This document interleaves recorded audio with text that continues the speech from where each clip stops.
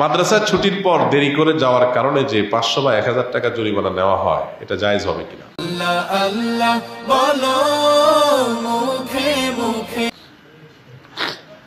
মাদ্রাসা হোক আর স্কুল হোক, আর্থিক দণ্ড নেওয়া জায়েজ নাই। শরিয়াতে আর্থিক দণ্ড নেওয়া জায়েজ নাই। এখন কথা হলো, তাহলে পানিশমেন্ট কিভাবে দিবে? পানিশমেন্ট ভিন্নভাবে দিতে পারে।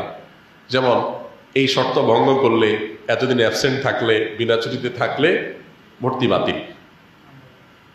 তাহলে ভর্তি বাতিল হয়ে গেলে নতুন করে 500 টাকা দিয়ে ভর্তি হইতে হয়। মূল ভর্তি ফিস হয়তো 10,000, জিনিস একই হইল, কিন্তু সরাসরি অর্থদণ্ড নিল না, নতুন করে ভর্তি করাইলো, তাকে দিয়া ভর্তির ফি হিসাবে নিল। এভাবে জায়েজ হতে পারে। কিন্তু যদি বলে যে না 500 1000 করে তুমি অর্থদণ্ড দিবা, শরীয়তে কোনো অর্থদণ্ডের অপশন রাখে নাই।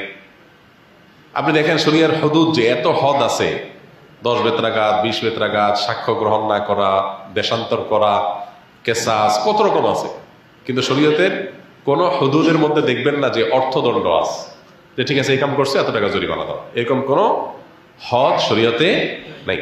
এই জন্য পানিশমেন্ট হিসাবে অর্থদণ্ডের বিকল্প বা কিছু বের করতে হবে। আর যদি অর্থদণ্ড ছাড়া বিকল্প না থাকে, অনেক সময় হয় যে এর বিকল্প পথ নাই, তাহলে সেক্ষেত্রে যেটা বললাম যে বিভিন্ন পলিসিতে এটাকে দণ্ড হিসাবে না করে ভর্তি ফি বা অন্য কোনো ইস্যুতে সেটা নেওয়া যেতে পারে।